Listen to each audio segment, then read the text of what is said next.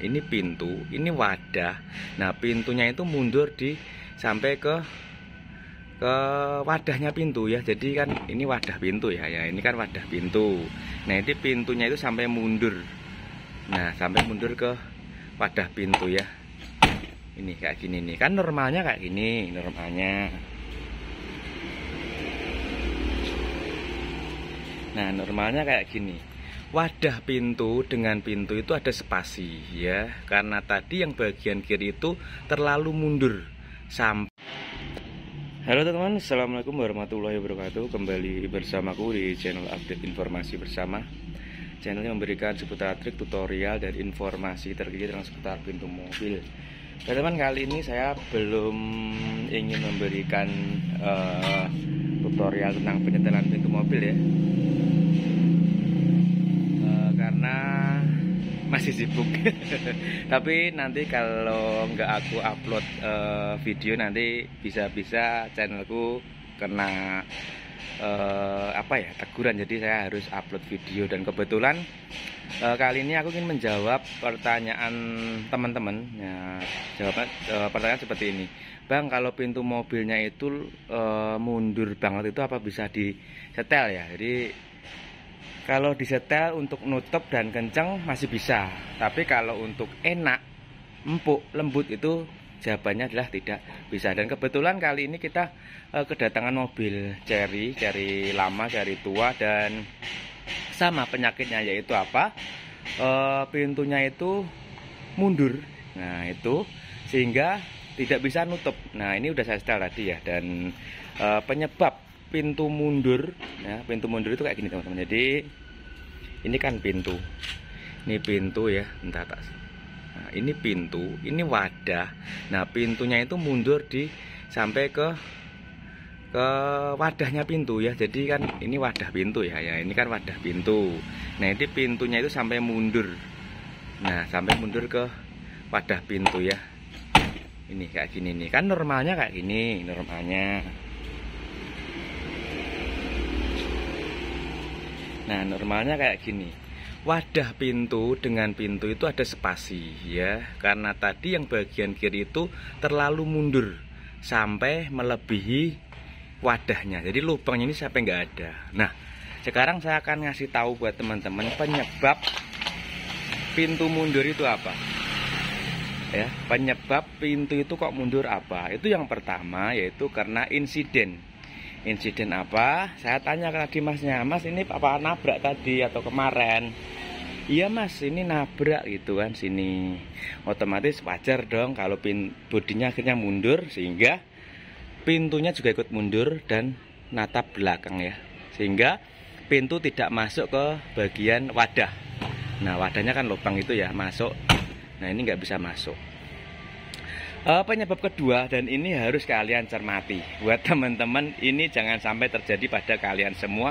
Penyebab pintu itu mundur walaupun tidak insiden, apa itu? Nah, biasanya teman-teman ya, di bagian sini tuh udah pada nah kayak gini teman-teman ya. Apa itu bahasanya itu? Ini loh. Nah, semprak-semprak, terus berlubang, terus karatan dan mau patah ya. Dan teman-teman ngelasnya di tukang las biasa. Jadi teman-teman ngelas di tukang las biasa, akhirnya dilas ya, yang awalnya pintunya enak, awalnya pintunya ada spasinya, pintunya bagus, akhirnya apa? Pintunya bisa mundur seperti ini. Itu karena apa? Karena gini teman-teman, ilmu fisika bodohnya saya ya, ilmu fisika bodoh ya, karena saya nggak pintar ilmu fisika. Jadi saat ini semprak ini kan dilas.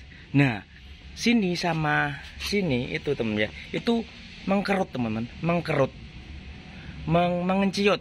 Nah, jadi wadahnya pintu yang besar kayak gini itu ya, karena sini dilas ya, itu menciut gitu, menciut, sehingga apa? Wadahnya pintu yang besar kayak gini ini jadi mengecil, sehingga pintu tidak mau nutup dengan enak karena mundurnya udah melebihi wadah pintu. Itu penyebabnya ya teman-teman. Jadi buat teman-teman ya, kalau kalian mendapatkan lantai bawah itu kropos, krowak, kalau kalian mau ngelas ya, pastikan tukang lasnya tahu fisika matematikanya ya. Sehingga apa? Saat dilas pintu kalian tidak berubah, pintu kalian masih enak. Nah, karena apa? Karena nanti kalau mengembalikan itu sangat susah teman-teman ya, harus dibelah lagi, harus dipentang ya, dan itu sangat membutuhkan biaya yang besar, melebihi biaya tadi yang ngelas ya. Jadi buat teman-teman, kalau teman-teman itu punya retakan pada bagian lantai mobil ya, jangan asal ngelas di tukang las. Pastikan dia tahu matematikanya, pastikan ditanyain, Mas ini nanti mengkeret enggak, Mas kalau mengkeret gimana, seperti itu ya. Jadi contoh ini teman-teman, ini penyebabnya yaitu tertabrak di depan sehingga bodinya mundur, pintu juga mundur, sehingga ini ya, sehingga tidak bisa nutup. Tadi tidak bisa nutup ya, tidak bisa nutup karena mundur banget. Nah, tapi apa, masih bisa disetel Mas, yang penting bisa nutup dan lumayan baik lah ya, alhamdulillah bisa ya. Contoh ini